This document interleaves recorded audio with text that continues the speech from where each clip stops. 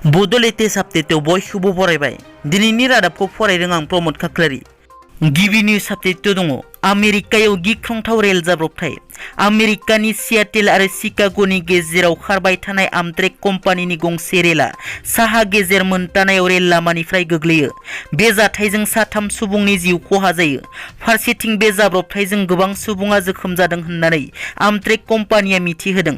बे रेलआ मैया बेलासिनि 4 रिंगासोआव खारबाय थानाय समाव रेल लामानिफ्राय गोग्लैयो। बे रेलाव सा 140 दावबायारि आरो सालायगिरिफोरजों लोगोसे सा 13 मावथिफोर दंमोन।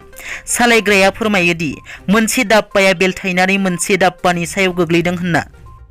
बिटिआर ओनसोलाव केटिएम बाइक सालायनायखौ बन्द खालामनायखौ लानानै ससियेल मिडियायाव गोबां सावरायनायखौ नुनो मोन्दों।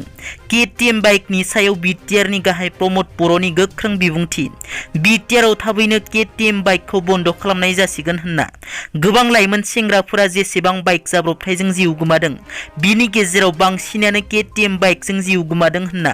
केटिएम बाइक सालायनानै जाब्रबथाय जानाय सेंग्राफोरा गावबो थैयो आरो गुबुनखौबो जिउ फोजोबो, जायनि थाखाय गोबां बिमा बिफा एबा नखरा गोबां जेंनायाव गोग्लैनो गोनां जाबोदों। दिनै कक्राझार सहरनि गौरां दैसा बारनानै हरिमारुआव थानाय बड'फा कालचारेल कमप्लेक्सनि खाथियाव गुबुन गुबुन बिफानफोराव साख्रि मावनानै आजिरा मोननाय गागि नोगोरारिफोर आरो ओनसोलनि सानसुमै मेलेमजिबिफोरनि जथाय गौथुम सिनियर सिटिजेन फरामा गोदानै मावखुलि बेखेवदों। बे हाबाफारिजों लोब्बा लाखिनानै कक्राझार सरकारि फरायसालिमायाव गुवारै सावरायज्लायनाय हाबाफारि बानजायो। बे हाबाफारियाव बिटिआरनि लेङाइ गाहाय गबिन्द बसुमतारीजों लोगोसे मावफुंगिरि सोद्रोमा अरुप कुमार देआ बाहागो लायो।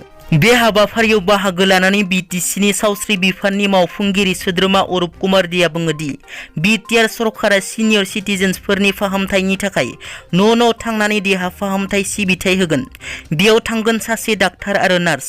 आरो फैगौ समफोराव बिटिआर सरकारा सिनियरफोरनि थाखाय योगा सेन्टार लुना होगोन होननानैबो बुंबावो।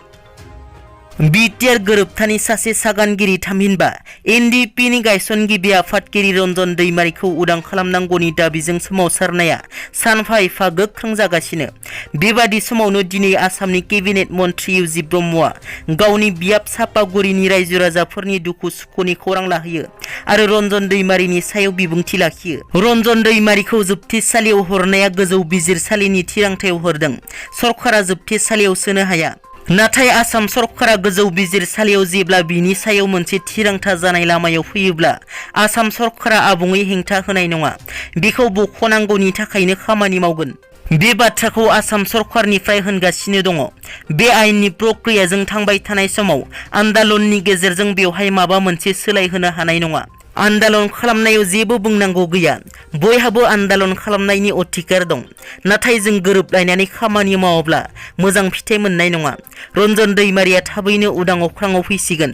बिथांनि केसआ गोजौ बिजिरसालियाव सोलिगासिनो दं होनना मन्थ्रि इउजि ब्रह्म बिथाङा बुंथियो। दिनैनि रादाबा एसेनोसै। नोंथांमोना जुदि आंनि चेनेलखौ दासिमबो साबस्क्राइब खालामाखै, अन्नानै साबस्क्राइब खालाम। गोजोन्थों।